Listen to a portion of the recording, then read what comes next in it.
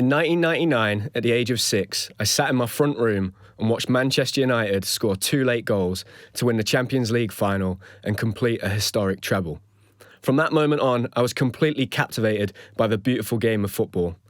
As a kid, I juggled competing for Great Britain in gymnastics and a 4-year contract at Notts County Football Club. By far, throughout my career, the question that I got asked the most was why I chose gymnastics over football. And this is my story. So football has always been in my life, ever since I was a little kid. In fact, I can't really remember life without it. I think one of my first Christmas presents I can remember, I got a Brazil kit and I had a football. And I think it was around the time that Jack was a baby, so we're talking maybe 95, 96. And football was just always in my life. It was a massive part of my dad's life. My dad was still playing when I was a kid. I used to go and watch my dad play. And he was playing like semi-pro at that time. My granddad had always been in football. And I just didn't know any different. Football was always on the TV. In fact, I used to sneak down in the night when my dad was watching Champions League football matches in the middle of the week, and I'd watch through. We had a staircase opposite the lounge, and you could see through the lounge door onto the TV, and I'd creep down and peek my eye through the little gap in the staircase and watch the football. I just used to love it. And the thing I loved the most, I think, was just how happy it made my dad. Just seeing all the emotion in him, whether it was in 98 watching the World Cup, which I remember watching. I was about 5 years old. I can remember Owen scoring that goal against Argentina and Beckham getting sent off, and seeing my dad absolutely distraught, shouting at the TV. And then a year later, watching Man United win the treble and seeing my dad again distraught, then shouting at the TV, then crying, then being happy. I just couldn't believe that this thing, football on the TV, was just bringing out all these emotions in my dad, and it was just something that my family has always bonded over. And my earliest memories and best earliest memories are football. And I remember when I was a kid, my dad had took me along to Kiwif United. And Kiwif United, there's a real legacy with my family there, because my granddad managed Kiwif United and he started the kids' football teams. So Kiwif United now have it's a massive football club. They've got so many different age groups and so many different teams. And my granddad started that. He was the first person to kind of get a few grassroots teams and kids teams involved. And so it was huge for me to go to Kiwif. I didn't know the history of it at the time. I just wanted to play. And I'd been pretty young when my dad took me along. I think I was only about 4 or 5. And in my first game, he was very embarrassed. My mum told me this. I picked the ball up in a throw-in and ran and threw it into the goal because I'd watched rugby that week on TV. So my dad was a bit embarrassed that his son had done that, but very quickly I joined the team. I was too young for the team at Kiwif. I think I was a year younger than everybody else, but loved it, played with that team, and that became a bit of a running theme because I started to play in the age group above from the very get-go, and I'd play at school. And my biggest memories of school are just playing football at playtime. I found school so hard. I'd just be waiting for break time and lunchtime to be able to go and play football and play as much football as possible. In fact, I used to have a lunch box with a secret compartment in it, and I used to hide my lunch in the secret compartment. I'd have to go show the dinner lady, and it'd normally be, I would have been in there for about a minute, and she'd be like, "There's no way you've eaten that, go back." And then I'd keep trying, until eventually she'd just let me go because she wouldn't find the secret compartment. And I'd run outside, I'd never eat my lunch, I'd just play football.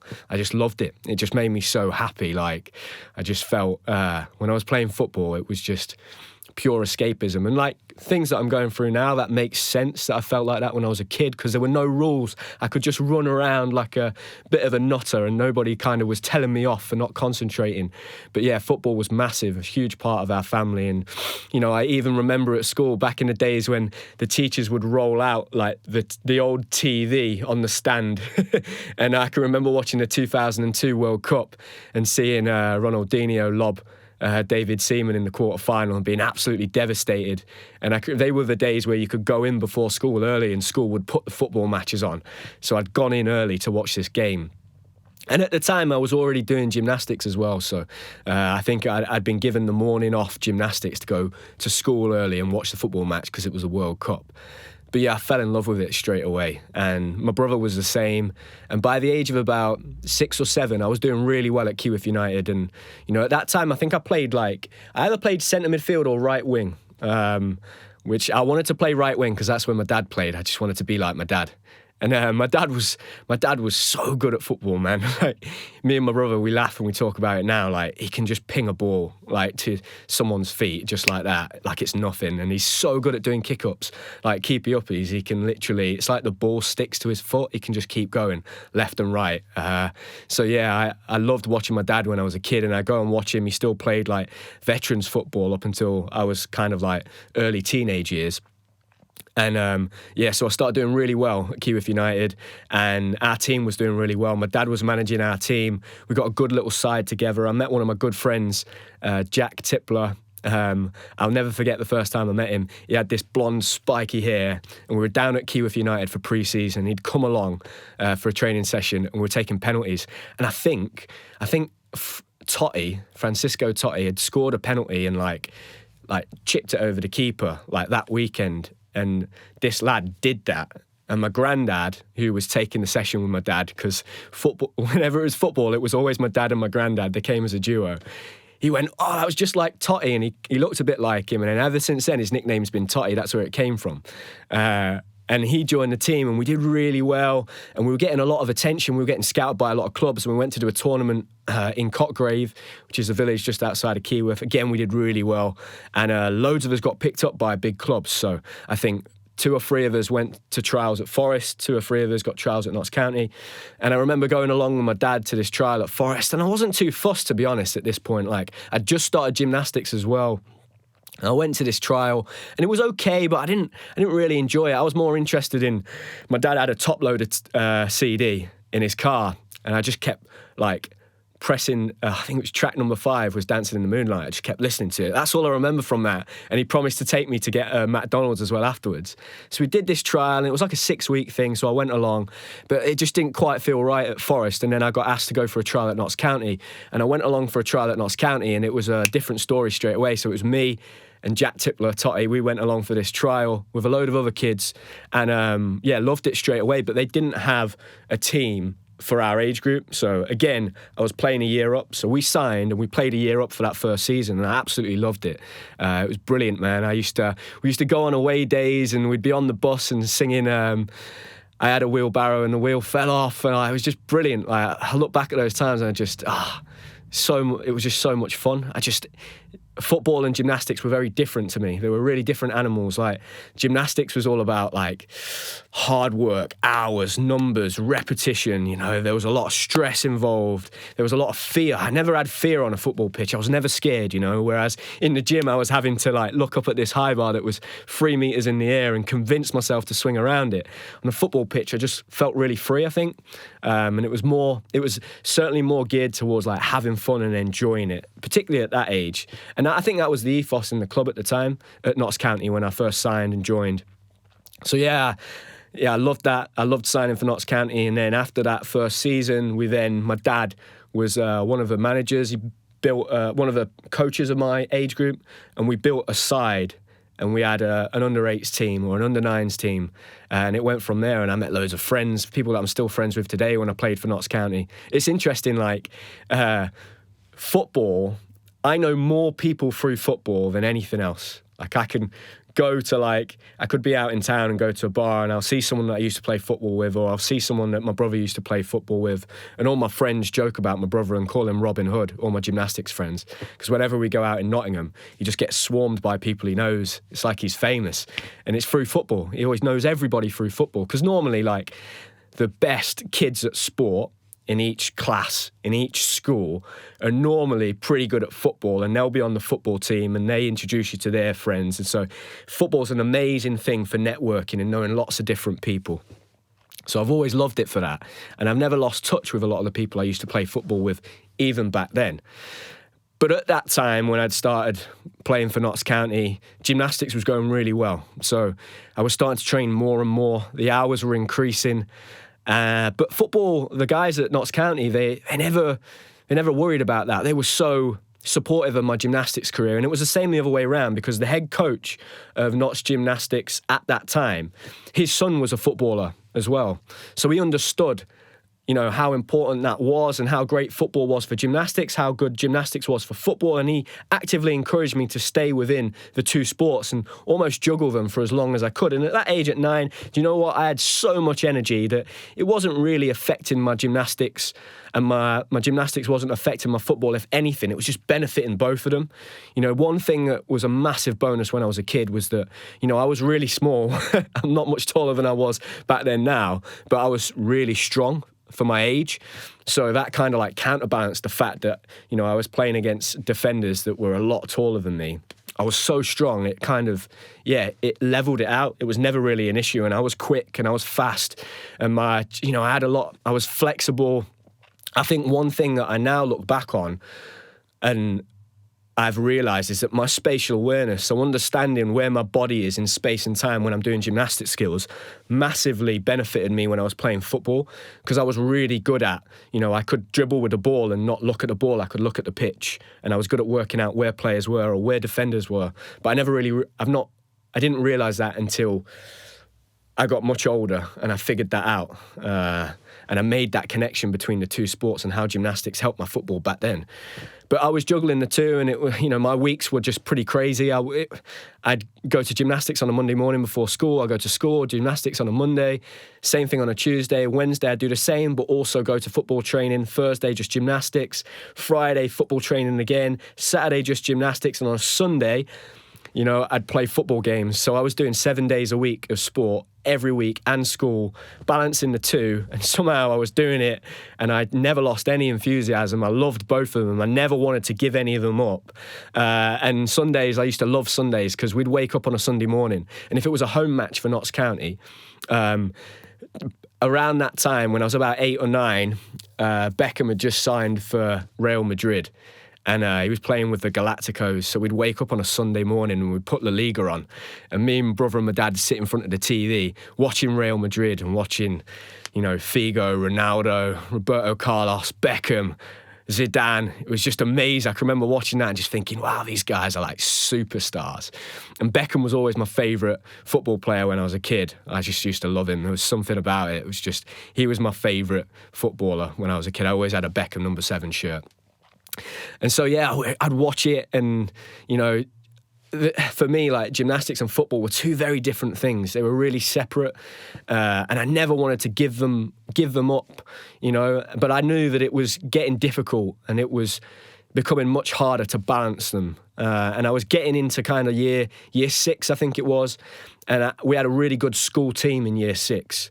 So my primary school, Crossdale, I don't think we'd ever won this. It's called the Rushcliffe Cup tournament, and it was all the best schools in our area would go. You'd do like a tournament, 5-a-side type tournament with your school, and we went along and we did really well in this tournament. We got all the way to the final. I think we went 1-0 down in the final, and we managed to get one back, and there was not a lot of time left.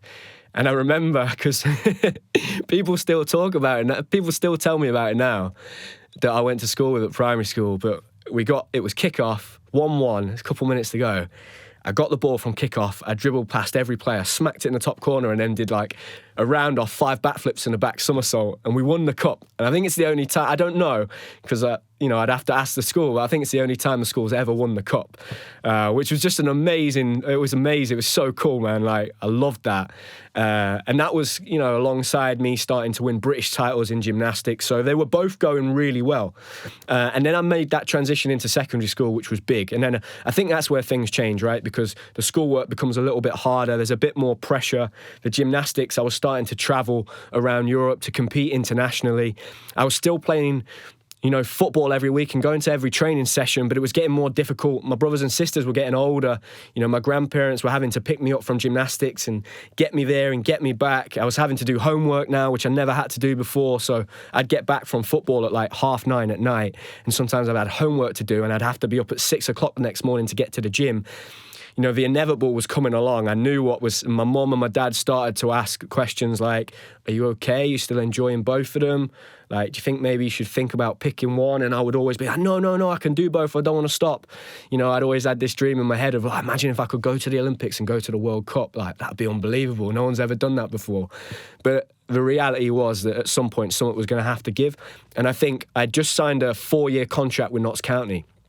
when I was 11 or 12. That meant I was going to be guaranteed 4 years at the club until I was 16. And then at that point, they would make a decision on whether to give me a professional contract or not. So that's a big thing. You know, not a lot of kids were given those 4-year contracts. It meant that even if I got injured or something went wrong, I'd have to stay at the club until I was 16, as long as I wanted to. So that was huge. And that was quite serious, right? You get given a 4-year contract at 12 years old. Those coaches and the people there at the club are basically saying, look, we've got a lot of faith in you that you're going to be able to go on and have a good career in football if everything goes well. So that, alongside me becoming the British champion and then going to compete for Great Britain for the first time, winning a gold medal, those two things, it was starting to get quite serious. And that question was starting to get asked more and more. Family members, people at school would ask me. You know, I started getting local press would come in to cover my gymnastics competitions, and they were aware that I was juggling football and gymnastics, because it was always this great story. You know, the kid that was doing football and gymnastics at the same time. What's he going to choose? What's he going to pick?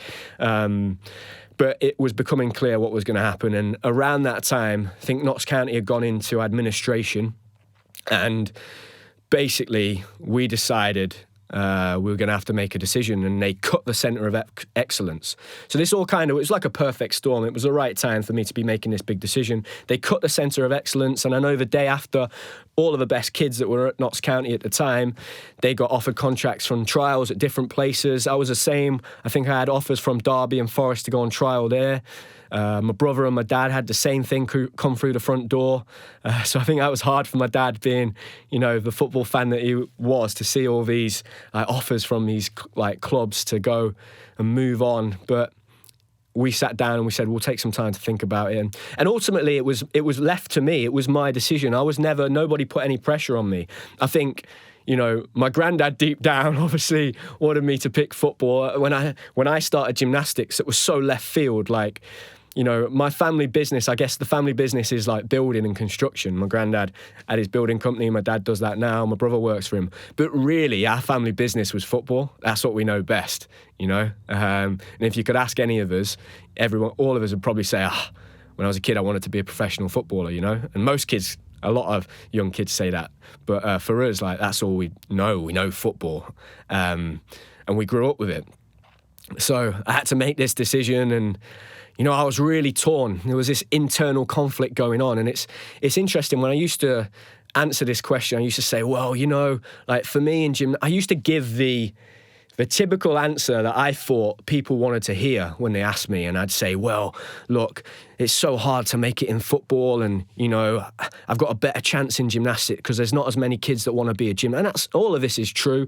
And I'd say, look, I've sacrificed so much already. I'm training 30 hours a week. But a big part of it was that, you know, I was, at this point in my life, I'd started to associate success and winning and people praising me with hard work, a bit of suffering, pain, stress, because that was what came with gymnastics. And on the other side, on the flip side with football, it just felt like fun. Like I could go and play football for 7 or 8 hours and not even get tired. And there was an arrogance in gymnastics a little bit. And it still exists. And back then, there used to be, every time I go to a gymnastics competition, people would sell T-shirts that said, if gymnastics was easy, they'd call it football.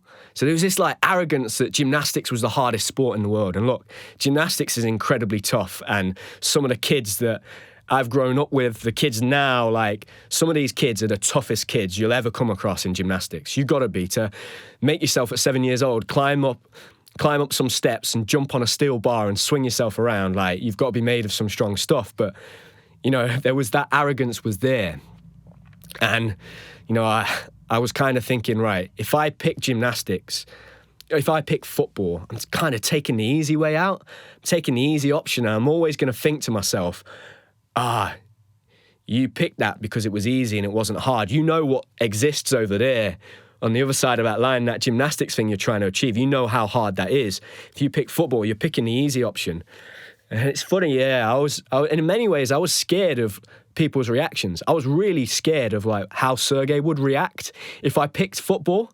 I was petrified of how he'd react, which is crazy looking back, because he would have probably been upset for a few days just because he'd put so much work into me and my gymnastics. And then he would have been fine, because there were so many kids that decided at 11, 12 years old, I don't want to do this anymore. And he, it's not like he was never going to speak to me again. And the other thing is, I probably would have never seen him again, because I would have left and gone on to football. But yeah, for me at that point, it just seemed like a decision I just couldn't make. And I chose to go with the gymnastics, and it was me. My parents never put any pressure on me. I think when I think about it, I think my mum was probably leaning more towards the gymnastics. My dad was pretty on the fence. I think my dad was, to be fair, was probably leaning more towards the gymnastics, but was worried about my granddad. And yeah, I made the decision. I chose to go with gymnastics. And from that moment, I think I'd kind of for me, I was so black and white in my mindset. Once I picked gymnastics, I kind of said to myself, that's it. Football's out of your life. We're not going to play it again. So extreme, and I kind of stopped watching it quite a bit. But I carried on playing for secondary school. We had a really good secondary school team. And we did really well. My secondary school team actually played my old local secondary school team and beat them 13-0. I wasn't even playing in that game. And I can remember playing my last ever game of football. And my dad took me along. I think we were playing Top Valley. And I scored a brace. I think their keeper fluffed his goal kick out of his hands, and I kind of lobbed him, and then we got a penalty, and I think I put the penalty in the bottom left corner, and I knew that was my last ever game of football. And I walked off. I can remember carrying my boots, had these Predators that my dad had bought me for my birthday, and my dad kind of just put his arm around me. I could still see it as if I'm watching it, because I've never forgot it, and I knew that was my last game of football. And we walked to the car, and that was it. I decided that's it, I'm going to stop playing football. And I stopped playing football at break times. It was just all gymnastics from that moment on. And I think for a long time after that, because it was really painful for me, I could almost see this life I could have had, where even at 12 years old, I know this sounds crazy, but I was kind of looking at it I was jealous of my brother that he got to play football and he got to pick something that was fun. There was so much pressure that came with gymnastics. It was so tough, man. It was so difficult. The hours were so demanding. It was a lot of pressure. It was a lot of stress. It was painful. I was the type of kid that was always getting hurt and was always getting injured. And I could see this sport that made me so happy and was just fun. I just couldn't believe that, God, kids get to go and just play football all day. That's amazing. That sounds so cool. I've got all this pressure over here on my shoulders that I've got to contend with. So it was really hard for me, and I think I kind of put it to the back of my mind, packed it away in a box and put it to one side. And so I stopped kind of watching football and stuff in my teenage years. And when I moved down to Huntingdon at 14, 15, some of the guys there were big football fans, but the lads that were my age in my group really weren't interested in football at all. You kind of get that in gymnastics. You get one or the other. You get guys that are big football fans or really don't have an interest. So it was easy for me to kind of become disjointed and separate myself from football a little bit. I was staying away from home, so I wasn't seeing my family or my brother as much. So football just wasn't in my life quite as much at that age when I was a teenager. But then slowly as I got towards kind of 18, and I could go out or go to the pub, it slowly got introduced. I can remember 2012 doing the Olympic trials and then racing home from the Olympic trials to watch the Euros. I went to the pub with my brother and my dad, and then I saw Jack Tippler Totti for the first time. I've not seen him in years since I left secondary school, because we went to the same secondary school, and I saw him there, and I saw a load of lads I went to school with, and we watched it. I can remember him crying, walking outside and just walking home because he was so upset. But yeah, so football started to become a thing in my life. And then as I got to 19, 20, and I signed with Sky Sports and I became a Sky Sports scholar, the really cool thing that happened is that being part of Sky Sports, football's such a massive part of Sky Sports, I got partnered up with a mentor called Jeff Shreves. So Jeff Shreves is the guy that goes to interview all the football players after the match. He's brilliant at his job. He's a really nice guy, and I got partnered up with him. And a really cool thing was that, I got some media training with Sky Sports, which was great, and Jeff was amazing for that too. And I started to build this kind of friendship and this mentor-mentee type relationship with him. And he he basically invited me to come to a few football games. So I went to watch City against Liverpool at the Etihad. And what Jeff was brilliant. What he did was he took me in to meet all of the staff. So I met like Martin Tyler, Gary Neville, and he got me wired up. So I sat in the stands for the whole game and I could listen to all the comms that was going on. And then at half time, I went back into the tunnel, saw all the players walking down.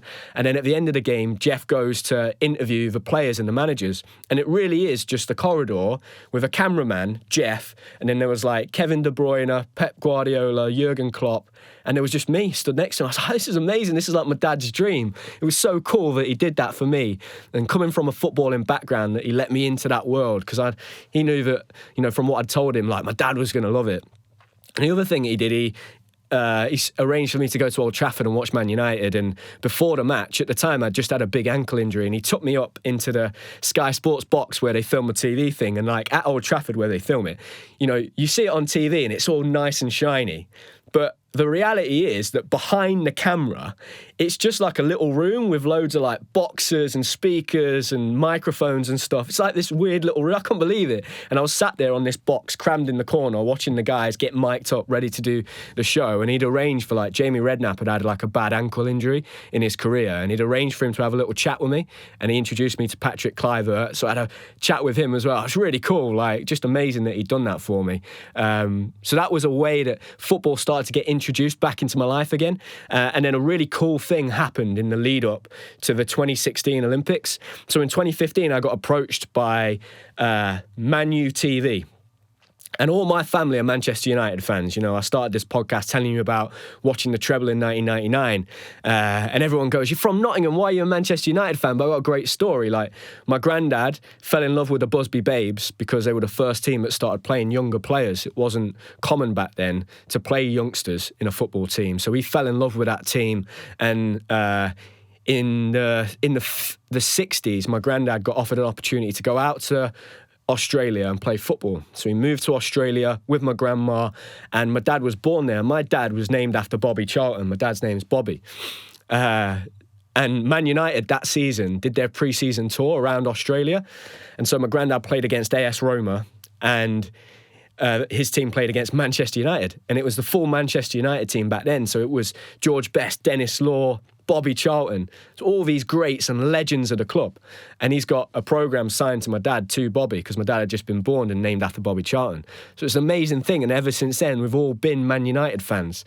So it's great that I've got a story, because I do like to think if you're from your hometown, you should support your own club. But yeah, for us, we've always been Man United fans. So I got approached by Man U TV, and they said, we want to film a documentary on you leading up to the 2016 Olympic Games. And I was like, wow, this is unbelievable. Like, this is amazing. This is like a dream. And I think they'd done documentaries before on Anthony Corolla, the boxer. He's famously a massive Manchester United fan. Jazz Carlin, a swimmer, I think the same thing. And they wanted to do one on me. So they followed me for like a year, this team from Man U TV, and they arranged for me at the end to go watch a game with my dad, and they did a few interviews and stuff around it, and they followed me for a year, and they got me, I think it was the Ibrahimovic season. So they got me a Man U shirt with Zlatan on it. I loved it. So it was just a really cool thing. And at the time I was still with Jeff, so I could talk to him about it. And it was just great for my family. And they made this documentary. And I'm sure I've got the footage for that. I'll have to see if I can get hold of it, because that'd be really cool to like watch that documentary back. Because there'll be some amazing training footage. And they came to competitions to record me at competitions as well. Obviously, I didn't end up going to the Rio 2016 Olympic Games, but it was still a really cool thing to be part of. And that started to reintroduce football back into my life, I think, around that time between London and Rio. And then post Rio, I was getting towards the end of my career, and I was starting to, I was living with Jack and Andy, so football was becoming a bigger part of my life again. I was going to watch Jack play a lot, so that was always a nice break for me. It was an escape from what I was doing, to be able to go and watch somebody else do their sport. And I used to train at Loughborough University at the time, and I would finish training on a Saturday, and Jack played for Quorn, and he played for Loughborough Dynamo, and I'd go and watch him, and it was just a great way for me, my brother, my granddad and my dad to bond. We'd go and watch football together and go and watch Jack play. So I used to love that. And yeah, I started, I think, after 2016. I actually had a conversation with my dad. I was 23 years old. I'd just failed to be selected for the Olympic Games. I was feeling really disheartened. I was thinking about my future. I don't think I've ever told anybody this, but I explored a couple of different options, and I thought about moving to Australia and representing Australia. My dad has an Australian passport, which means that, the likelihood is it would be a bit easier for me to get one. And I spoke to a couple of guys out there in Australia that I knew. They were pretty positive that they felt that they could talk to the right people. I could have an initial conversation, go out there to Australia and think about maybe representing Australia in gymnastics. In the end, I felt like I can't do that. I'm English, I'm British. I'd never be able to, compete for somebody else. It was just a knee-jerk reaction to the emotions I was feeling at the time. But the other thing I seriously spoke to my dad about was quitting gymnastics altogether and trying to play football. And I can remember sitting there asking him, like, Dad, do you think I could, get back and play, at a decent level? My dad was kind of, I don't know, mate, you've not played since you were 12 or 13. And, quickly, again, that was like a knee-jerk reaction. Just something. I was so emotional at the time and just despondent with the sport of gymnastics. And I thought about it. And the reality is that arrogance in gymnastics of, it's the hardest sport in the world and football's easy. I'd learned probably when I was about 18, 19, my brother, he'd made the decision at 16. He'd been on trial at Peterborough and, they weren't sure. They were going to offer him another 6 months, and he decided to join Ilkeston and to do a scholarship there for 2 years. And he was getting the bus, and he used to have to get 2 buses in the morning. So he'd get 2 buses, take him an hour and a half to get there. He'd train, do his schoolwork. He was doing a BTEC, train, and then get 2 buses home. And it was at that point I was like, that's actually pretty hard. It's not as easy as I say it is. That's tough. And it's funny, and I used to tell people that as well, when people would say, I'd say, hey, football's not as easy as you think, And I can remember being on a plane once when I was probably about 15, 16, I went to a competition in Finland, and it was a Team GB competition. We're sat on this plane, and there's athletes from every sport, and a load of swimmers were sat behind us. I can remember these swimmers saying, somebody else was asking these swimmers, how many hours do you train? And they were like, oh, we train loads. We get up at 4 a.m, and we train 18 hours a week. And we're sat there in front of them as gymnasts, laughing and sniggering, thinking, we're training 30, 35 hours a week. That's nothing. But it wasn't until I got older, and then I started to watch my brother and see how challenging it was to make it in the world of football and how tough it was and how fit they are, that I started to understand that, it's not that simple. Yes, gymnastics is really tough. It's really difficult. It's very stressful. But, in gymnastics, you really do only have a few hundred kids that start out and they're competing at a high level. There's such a small pool of kids that have the opportunity to make it. Whereas in football, you've got hundreds of thousands, if not millions of kids, and all the stars have to align. And in a sport like football, quite often it's not necessarily what you know, it's who you know, and things like that really do make a big difference. So I'd started to realise this, and again, there was a bit of that arrogance after 2016, thinking that I could just walk into football after 10 years and be able to start playing at a semi-pro level. And reality kicked in. I carried on with gymnastics, but, I started to watch more and more football. I was living with my brother and Andy, so I was more interested in my brother's football journey. Andy's a massive Man United fan as well, so we go and watch games a lot more. The 2018 World Cup was incredible, watching England get to the semis. I'll never forget that. Some of the best times of my life with my brother and Andy watching football back then and watching that England run in the semi-final. And then the next few years, same thing. And there's a charity tournament that takes place every year, every summer at my old school at Rushcliffe. And it's just behind the gym, so it's really cool, straight next to the gym. And a lad at my school sadly passed away, and they do a charity event. It's called the Tom Maccabee Football Festival. It's really cool. They have about 20 teams. And the first couple of years, I just went to watch and be part of the team. And some of my friends I used to go to school with would play in this team. And then one year, me and Andy tried to play. And this is where I really understood just how difficult football was. Because 2 minutes in, I was looking at the sidelines going, you got to sub me. I can't breathe. 2 minutes in. And I'm thinking, how does my brother play 90 minutes 2 or 3 times a week? I'm literally, my lungs are on fire. And I got blisters. It was terrible. I didn't play well. But I absolutely loved it. It was brilliant. It was such a different a different animal to gymnastics. It was a team thing, you know? Like, if you made a mistake, it was really easy to, like, recover that mistake and make it right. Whereas in gymnastics, you fall off, that's it, it's over. You know, 4 years of training's gone in the blink of an eye. Whereas in football, you've got 90 minutes, and it's not just on you. You've got 11 players. So I really like that, and I like the team. You know, for me, being part of a team is the best thing, so I love the team aspect of it.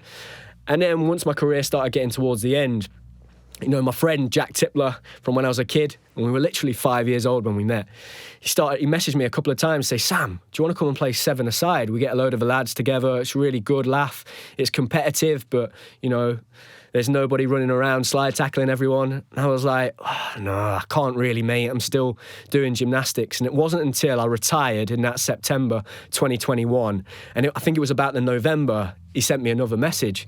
He said, hey, mate, we're struggling for players this week. Just wondered if you'd be interested. And I was like, I told Connie, I said, Connie, Jack's messaged me and he's asked me to play, but I'm way too nervous. I don't think I could do it. I don't even know, like, where to start with buying a pair of boots, because my dad used to do that for me. I wouldn't know what I need to do. And she was like, go on, you should do it. Like, it'll be really good for you to do something that's not gymnastics, that's just for you and it's fun. And I was literally so nervous, and I went down. And, like, I find it quite, I don't have a lot of friends, right? I've got close friends, but making new friends is quite hard for me because, you know, I've been in this world of gymnastics, and everybody else outside of that's kind of, they very much moved on with their life and went into adulthood at 21, 22. And, you know, I talked about this in my retirement video in the last episode. You know, in many ways, I was having to do that now at, like, nearly 30 years old. And I went along dead nervous. My brother borrowed me a pair of boots, but I loved it straight away. And it was like, oh, yeah. Like, you don't lose it. You know, Sergey always used to tell me that. Like, I used to say to him, like, Serg, like, in your head, can you still do all the gymnastics you could when you were in your 20s? And he goes, yeah, I can do everything still. I still believe I can do it. It's just my body can't quite do it. And I do remember Sergey doing incredible gymnastics at the age of, like, 40, 50 years old. Even now, he's got the best press to handstand I've ever seen of anyone. So it is there. You don't lose it, you know. The one thing that I struggle with is that I don't know the game, because at the age of 12 or 13, you don't really understand the game. You're being told what to do by coaches and managers. And you learn that in those next 10 years, and then you get like almost a baptism as you start playing men's. I've never had any of that, and I don't understand the game a little bit, so positionally I'm like all over the shop, but I just love it. I love the fact that I'm at the bottom ring of the ladder again, and I'm trying to learn something new, and it, more than anything, it just makes me so happy. I'm literally like a kid at Christmas. It's quite funny. I play on a Saturday morning, I play 7-a-side. I can't sleep the night before. I lay my kit out. Connie's like, you are absolutely ridiculous. At 5 o'clock in the morning, I'm lying in bed just excited to go and play. Like, to have that feeling of a sport again, oh, it's so good, man. Because, you know, towards the end of my career in gymnastics, like, it did become my job. It wasn't, you know, I wasn't necessarily doing it for fun, although I got to that point again in the end. For a lot of it, it was just pressure, stress, you know. There was a lot of emotion tied with it, disappointment, all the injuries, all of that. Whereas, like, football, there's none of that. I'm not doing it to win medals there's no pressure on me. I'm not trying to earn money. I just go and have fun. And I socialise, and the social aspect's amazing. And I don't think it was until I went travelling with Connie that I really understood just how important football is. We would go to places in the middle of nowhere at 4,000 metres above sea level and drive through villages where it looks like they've not even got electricity. You know, they're probably struggling to, like, get food and water at times, and there's beautiful football pitches. And football is the most important thing to them. And everywhere we went in South America, all the kids all play football, and they all play in bare feet. It was amazing. Like, I remember being in Costa Rica, watching them play in the rain on this pitch in the middle of this jungle while the World Cup was going on. And you see these kids running around, big smiles on the faces. The same thing while we were in Belize. There was a pitch right next to the beach, and the kids would play every single night. And it was everywhere we went, and we'd go on these, you know, cable cars in Bolivia, and you'd fly over these football pitches everywhere. It was just incredible to see that, and how much the game of football meant to people, because it is the people's game. And, like, over there, right, like, you make it in football, you make it out. And we were seeing these places where there's people piled on top of each other in favelas, you know, and they've not got much, and they're scrapping just to survive and like put food on the table, but football's their way out. You know, it's really, really cool to see that. And, you know, Sergey had told me these stories of what it was like in Russia when he was a kid. You know, when he was a kid in Russia, like, there were times where he had to, him and some of his family and the kids in the village, the potato trucks would go through the town, they'd drop potatoes and they'd fight for them, you know? And, like, he said, if you make it in gymnastics, you make it out. Like, sport is such a cool thing. It's so inspirational.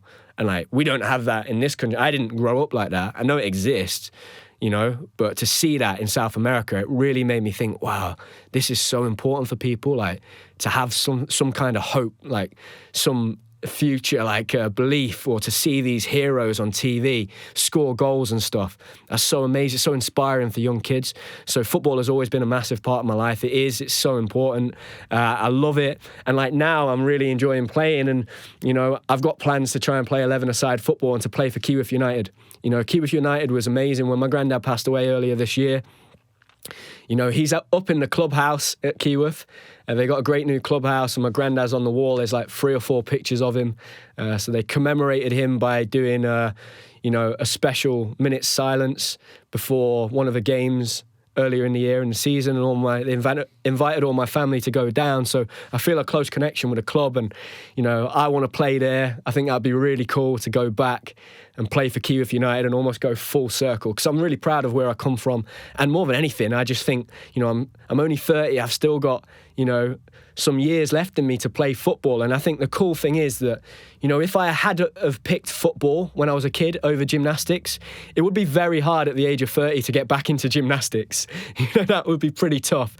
But, you know, to get back into football, I could still do that. That's so exciting to me, you know, and to have something new to work towards, and, like, to be able to work in a big team on a project of, like, playing a whole season, that seems like the coolest thing ever. I feel like it's a joke. I feel like someone's tricking me. Like, someone's going to say, actually, you're not allowed to do this. Because when I was growing up, in my contract with British Gymnastics, you know, I wasn't allowed to play football. Like, if I got injured doing something else, I could have my funding taken off me. So, you know, I had to be so risk averse. Whereas, like, now, I don't have any of that. I can do what I want. It honestly genuinely feels sometimes like, can I really do this? Is someone going to turn around and say, you're not allowed to do that? Like, so it's so cool. I'm so excited. I literally feel like a kid at Christmas. That kid that got that Brazil kit and that football when I was 3 or 4 years old, I feel like that kid again. I'm so excited. You know, I'm excited to do pre-season. My brother's like, yeah, we're going to do pre-season, so make sure you're ready and stuff. I can't wait. And I'm excited to, like, learn the game. This weekend, I'm playing in that football festival. We've got a great little team again. Some of the lads that I went to school with and some of the lads that play on a Saturday I'm playing with. So every year, football brings this group of people together that all went to school together and are from different schools for this really amazing cause to raise money for the foundation.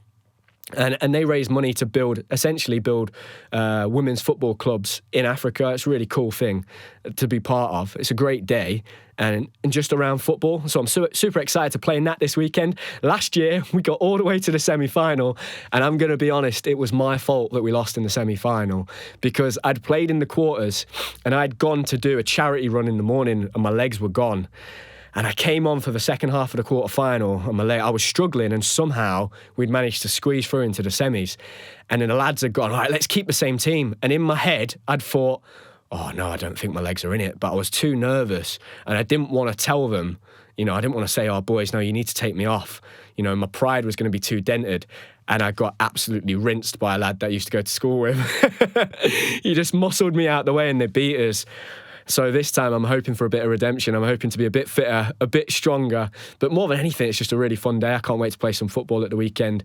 But yeah, football has always been a massive part of my life. It's like the common thread that is woven into my family. It's always football, you know. Whenever I would talk with my granddad, first thing we'd talk about was Manchester United or England. Have you watched the United game? Have you watched England?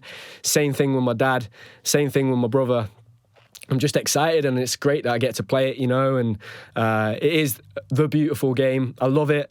It was probably my first love before gymnastics, and I'm so excited I get to play it. And, you know, I would never change it. I would have never made it. If I could go back, I wouldn't have changed that decision to pick gymnastics. You know, I've had such an amazing life through gymnastics, and I'm blessed that I now get to go back and do football again. It's amazing. But yeah, it's been an amazing journey. That question, man, that question, every time someone put a microphone in front of me, whether it was at the Olympics or after I'd had my injury, whenever it was always, so Sam, why did you choose gymnastics over football? You know, and everyone would always say, you know, you could have earned loads of money playing football. And I'd go, yeah, I know, tell me about it. But look, honestly, the chances of making it in football are 1 in a million. And as far as I'm concerned, those lads that do make it to the very top, they deserve what they get. And it's all about eyeballs, you know. I used to have that argument. People used to, even my family, friends, gymnasts would say it all the time, footballers get paid too much money and all of this. But, you know, I understand now it's all about eyeballs. And if you've got more people watching the sport, then you'll get paid more money. That's why now you're getting tens of thousands, 50, 60,000 people watching the women's game. People are starting to watch it more, and there's starting to be more money come into the women's game. And in gymnastics, unfortunately, it's just not the case. Gymnastics is not great at marketing itself. But if you go over to America and you watch the NCAAs and the women's compete, they get tens of thousands of people compete. And all the women that go to the Olympics and compete for America, most of them are earning hundreds of thousands of pounds, have got big, massive sponsors. It's because there's loads of eyeballs on them. And that's what it's all about. So in gymnastics, you know, if the gymnasts want to earn more money, the sport of gymnastics needs to get a lot better at promoting itself. But yeah, I love football. It's always been in my life. I hope that next season Manchester United sort it out and we start getting back on track, because I was so lucky when I was a kid. We used to win everything and I just thought that's the way it was. And it's been like 10 years of struggling. And I'm praying, I'm crossing my fingers that Inter Milan do the business at the weekend and they stop Man City from winning the treble, because it's such a cool thing that Man United are the only English club that have ever won the treble. It's like our one thing we've got to hold on to. But I think they're going to do it. I'm pretty nervous. I was watching the Inter Milan highlights this morning and I was thinking, yeah, I think City are going to beat these.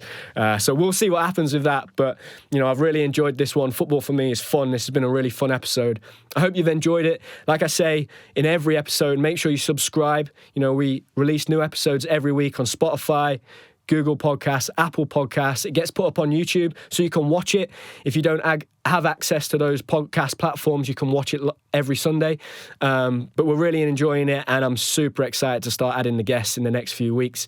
Really looking forward to those interviews, so stay tuned for that. But thank you for supporting, thank you for watching, and I'll see you in the next one.